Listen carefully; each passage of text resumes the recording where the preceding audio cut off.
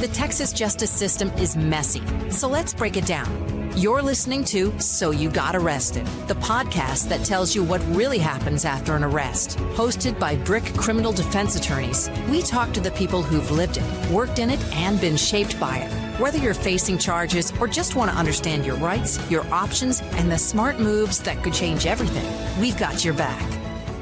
So we just celebrated Veterans Day, and so I'm very happy that we get to use this opportunity to bring in one of the attorneys at our firm, James Heath. James is a veteran. James, tell us a little bit about yourself. Where are you from?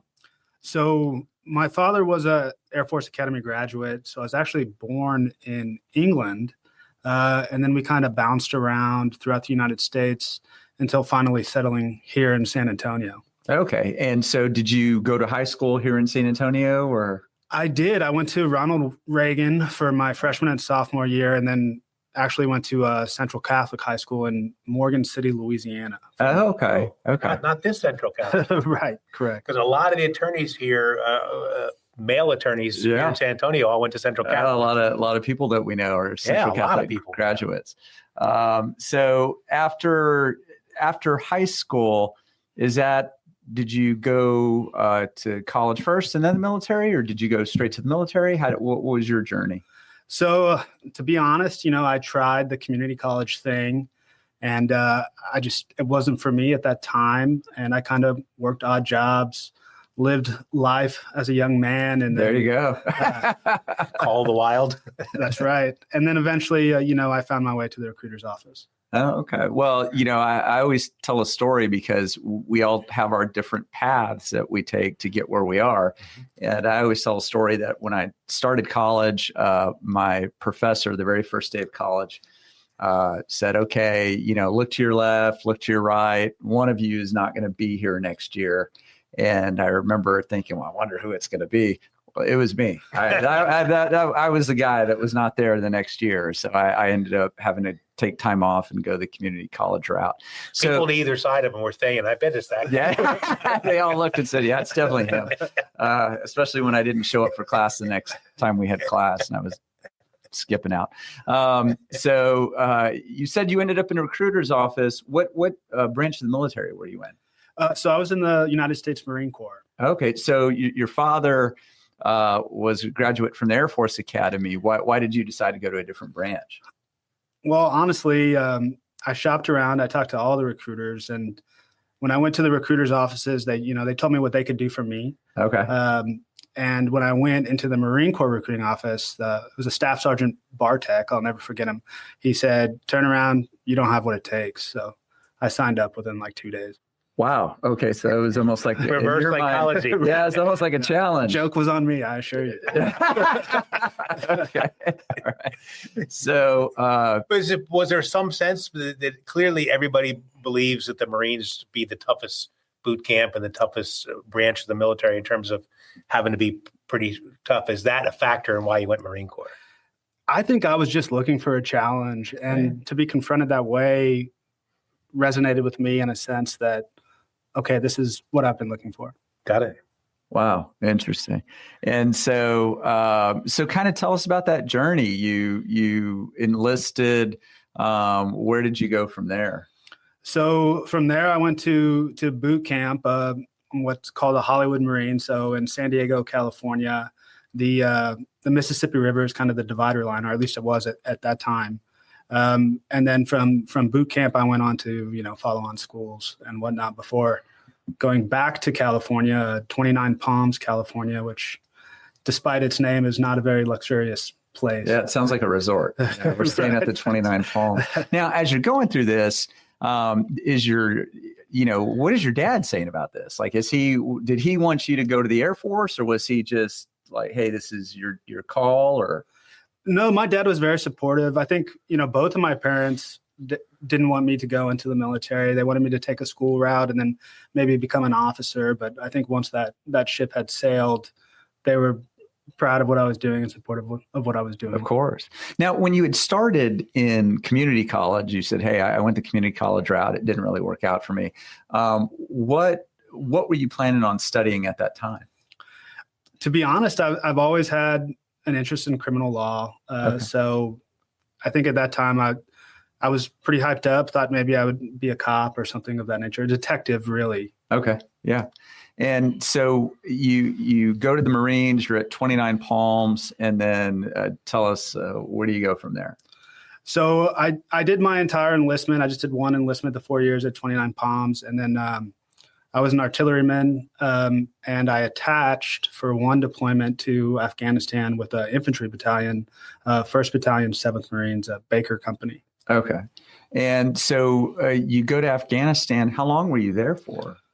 I think I was there about 8 months, I would like to say. I guess the days kind of blend together. I didn't really track the time. Okay. And it was, as you enlisted, I don't know, you kind of described a situation where you said, hey, I was in community college and I was just kind of living my life, which, my father would have said to me, well, you're, not really being responsible. You're not, there's certain things you need to be doing. You're not doing them. Right. Was there anything about going through that process that maybe changed your mindset or changed the way that you viewed life or viewed the world? Well, I remember feeling behind in life, to be honest. I was doing my own thing for quite a long time, and I was starting to see people approaching graduation of college, getting married and stuff like that. And I kind of felt like I hadn't moved. Mm-hmm. And I was really looking for some positive traction in my life, and I was able to find it through the Marine Corps. Mm-hmm. Mm-hmm. So how old were you when you got out of the Marines? I think I was about 25 years old, 24, close, one way or the other.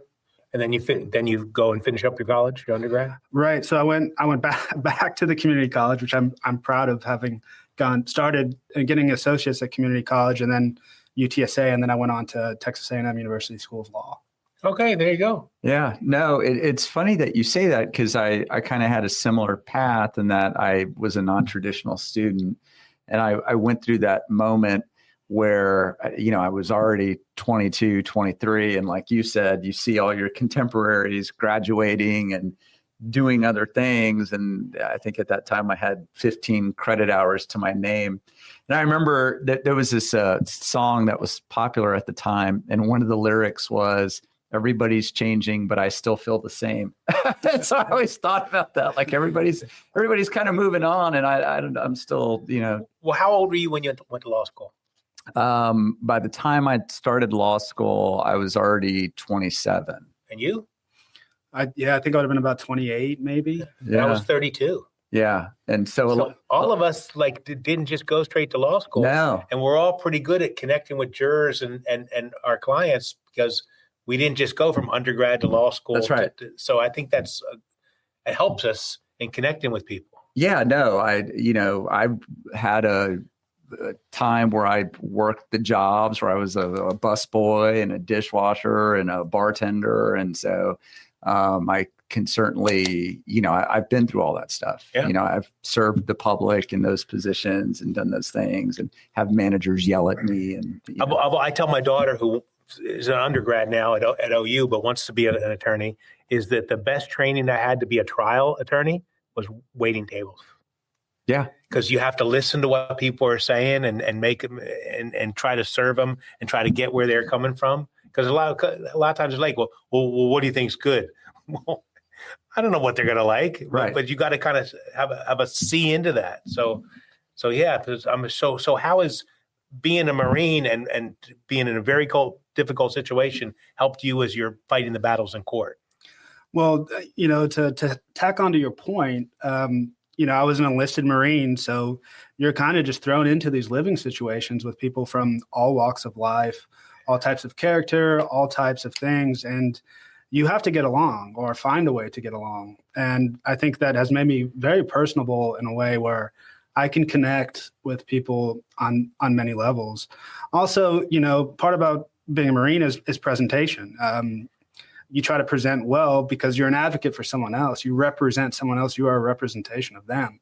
So being timely, being well-groomed and whatnot goes a long way. And also there's just the confidence in being prepared that the military really hammers into you from day one. And I think I tried very hard to carry that through into my career as an attorney. So when you went back to the community college, the first time you went through, I mean, were your grades okay? Were they not okay? Or I think I fully withdrew within 2 weeks of being there, and then I had to deal with that on the back end. But luckily that it had been such a substantial time that it didn't really go against me. So then, when you returned, I'm assuming you were a different student. Very much so. I took it very seriously, and I kind of had the discipline. I felt like, for me at least, starting school after high school, the problem was I didn't want to take classes that I didn't have any interest in, and I couldn't understand that that's a necessary thing to get where you want to go. Whereas I had already been through so much in the Marine Corps that at that point, I could do anything. Yeah, the Marines didn't care if you wanted to take that class or not.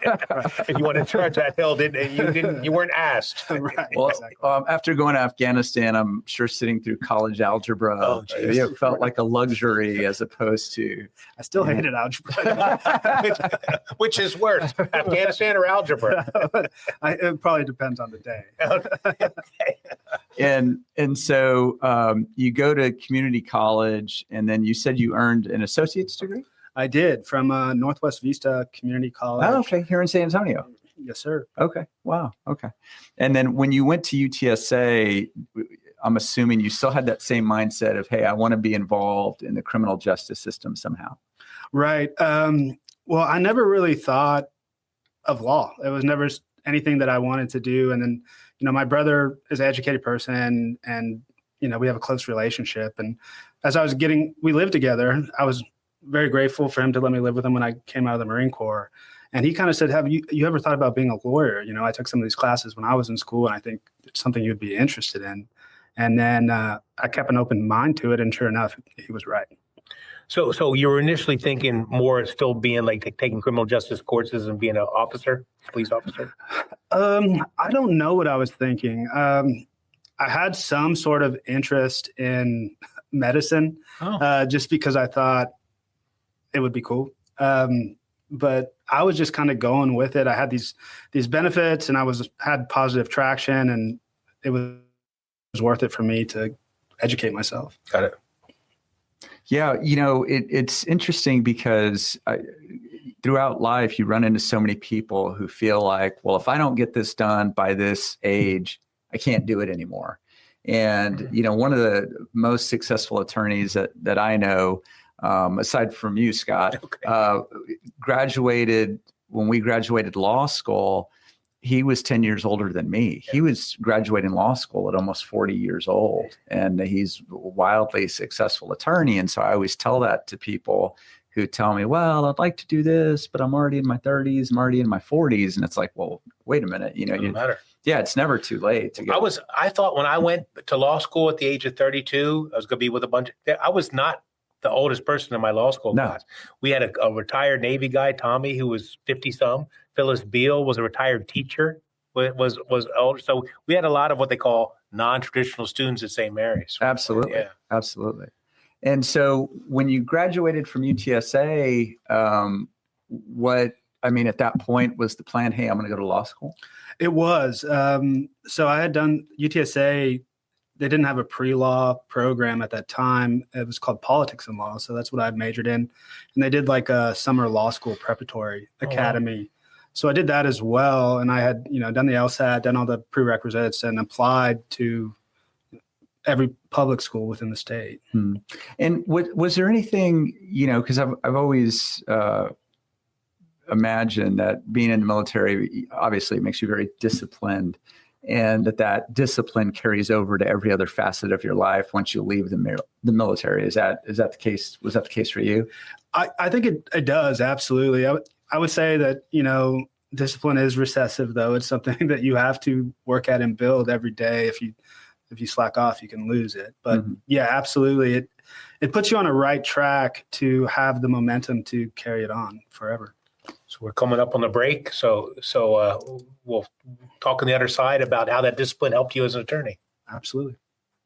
The attorneys at Brick Criminal Defense have helped over 5,000 clients move on with their lives. When an arrest or accusation turns your life upside down, we have the knowledge, experience, and integrity to get your life back on track. Traditional legal ethics, modern legal tactics, the best defense possible to get you through the criminal justice system. Search Brick Criminal Defense to see our reviews and find out why so many of our clients have trusted us to fight for them. Brick Criminal Defense, helping our clients move on with their lives. So you're graduating from undergrad.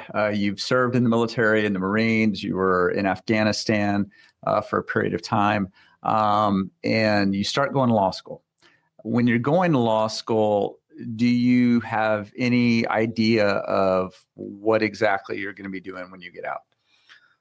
No, I kind of went with an open mind. I thought that contracts actually would be very interesting. I really enjoy formal logic, and for that reason, I kind of thought contracts would be a good fit for me. But then I took, the 1L crim law with Professor Pham, and that was it.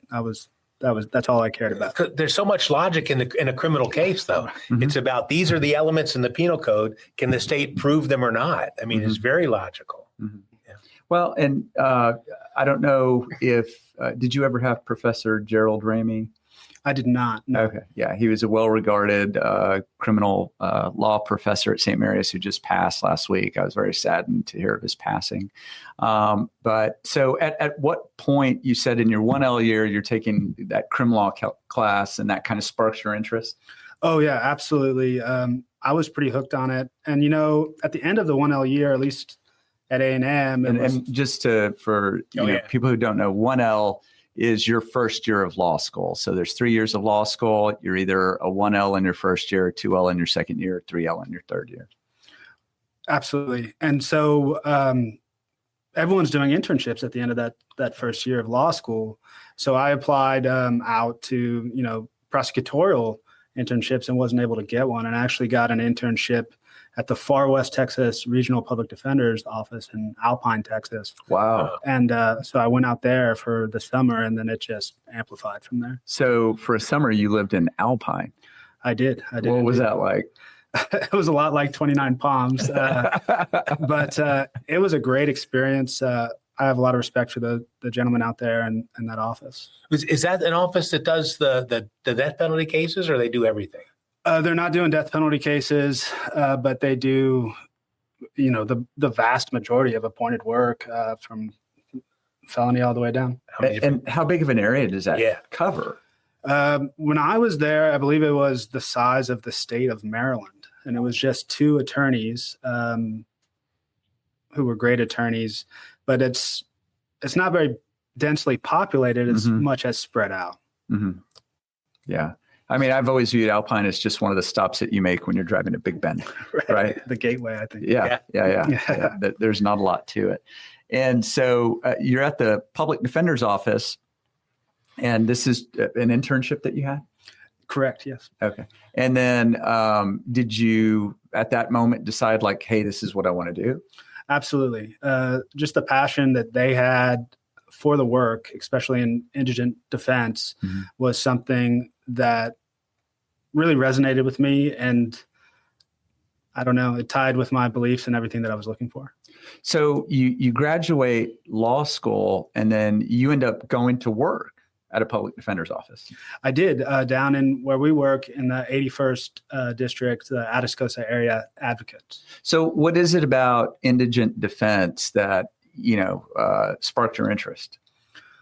I think just the basis of basic rights that are founded in, the United States society. Everyone is entitled to these rights, and everyone needs someone to make sure that rights are protected and that everyone is getting treated the same way. I think in rural communities, like, some of the communities that we work in, that's a big theme that comes up time and time again. Mm-hmm. So, I mean, it's interesting the way that your life played out, because you're defending U.S. citizens and their rights in your service as a Marine, and then you come back and you're defending rights in your service with the public defender's office and now as a criminal defense attorney. Absolutely. And I'm very happy with it. I wouldn't want it any other way, to be honest. Yeah. The thing that always, struck me about indigent defense, because, I know I've done quite a bit of that. Scott, you've done quite a bit. I mean, that's how I started my career. Was I always had the belief that when people's liberties are at stake, that shouldn't hinge on how much money they have. Yeah, right. The quality of their defense should not hinge on whether they have a bunch of money and they can go afford to hire, a fancy lawyer like Scott. And so, well, like anybody in our firm, we have nothing but top-rate attorneys in our firm. And so it was something that when I was coming up, court appointments were not things that I took reluctantly. I still take a couple to this day, just because I feel like as attorneys, we should be doing that. We should be looking out for everybody, regardless of their financial resources. Absolutely. I agree. And I know that you're so highly regarded in these areas, and that it's such a big help that when you do stuff like that. Yeah, no, I appreciate that. Yeah, it's just one of the biggest compliments that I ever got was I was in court and I was representing this client, and the prosecutor said, man, you're really working hard on this one. Is this one of your retained clients? And this was the God's honest truth. I told him, I don't remember. I didn't remember which cases I was hired on, which cases I was appointed on. I know our paying clients may not like it, but I never paid attention to whether the client was court appointed or hired, because you're still doing the same job. That's it. You don't pay attention. Right. You're working on the case, and you're trying to get the best outcome you can. Right. And I know that that's a common misconception that some people have. Sometimes I would get court appointed clients who would say, well, if I paid you money, if I hired you, would the outcome be different? I'd be, well, no, this is as good as I am. The interesting thing about that is once you're appointed and they say that you're good, they want to hire you, you can't take their money. That's right. Because you're already appointed. Because I've seen some attorneys do some crazy things. But yeah, if you're appointed and they've like, well, I want to hire you, like, you can't hire me. I'm appointed. We're fine. Sure. Yeah. Yeah. It's just, so what's your experience been like as moving from public defenders to working with BRIC? I mean, we don't pay attention to the money part. You're just doing your work in court. Absolutely. I think it's very similar. I have my docket, I have my cases, and I'm always working my cases. Periodically, the way things go, the way you get these dates, you work through them up to the dates, and then you're on to the next dates, and so on and so forth. And it's really, I would agree, I'm blind to the payment at all. Mm-hmm. I'm just focused on the client and getting the best possible outcome that we can. Well, and the funny thing was that it was James and his work with the public defender's office that kind of put him on the radar, right? So I start hearing people saying there's this guy at the public defender's office that he's a superstar. And I won't name names because they may not want their name mentioned, but I got a call from somebody in the courts who said, look, I don't know if you're hiring, but there's this guy out here who works for the public defender's office. He was just involved in a trial. And I mean, he's fantastic, and you really need to consider him. And so that's when, I started reaching out to Mr. Heath. And I do feel a little bad that, I poached him and tried to coerce him over from the public defender's office, because I do believe I'm a strong advocate for indigent defense. But, he was doing a fantastic job for his clients, and we needed somebody at that time. So. Well, I appreciate that very much. And to whoever those people are, thank you. Who shall remain nameless, right? Yeah, absolutely. But we do want to emphasize that how much we appreciate your service to the country on this Thursday after Veterans Day. And so being someone who's in the military, what kind of mindset does that bring to you when you're representing somebody in court? I think it's systematic but flexible at the same time, because, as defense attorneys, I think we wear multiple faces. again, we represent people. We're advocates for people. We're champions for people. And in selecting a champion, I mean, maybe a champion is right to just come out swinging. Maybe that's the right thing. But sometimes it might be necessary for someone to be calm, cool, and collected. And to be able to have that range, I think, is something that the Marine Corps really taught me. So you make a great point, because we were talking about this before we started. And there was a lot of times people think that in order to be a good defense attorney, you have to come into court and be a jerk. But a lot of our cases, the facts are not good for us. You're pulled over because they have an expired license, and there's 100 grams of cocaine in the car. What's our defense? Mm-hmm. Okay, so a lot of times we're going in and we're just putting our hat in our hand and hoping they'll give us a good deal. And because we're professional all the time in our firm, people always give us good consideration. And Mm-hmm. so, not to say that we won't fight when the time comes. If they don't give us a good deal, we're taking it to trial, and everybody knows that we'll take it to trial, and we're Mm-hmm. damn good in trial. But there's something to be said about being pleasant to everybody and not coming in and putting your private part on the table there and saying, screw you guys, I'm not taking shit. Okay, that's not the way to go about it half the time. Right. Well, Right. One of the things that I've always kind of analogized it to is, when I tell clients, because they see me go into court, when I go into court, for the most part, I'm very professional, and I'm very, courteous, and I speak respectfully to everybody. And sometimes clients will occasionally say, well, it looks like, I saw you talking to the prosecutor and you were joking around with that prosecutor, or I saw you, small talking with the judge. And, I want somebody that's going to fight with them, is going to fight with the judge, and what have you. And I tell them, look, when you go to an NBA game, those guys are trying as hard as they can to win, because they're competitive. They're, the top at what they do, and they want to show that, and they want to win. But after the game, they have dinner together. They see each other socially outside of the NBA arena.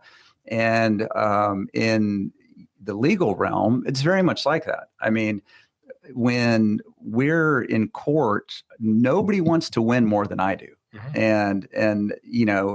And I've often described it as, I hate losing more than I enjoy winning. Right.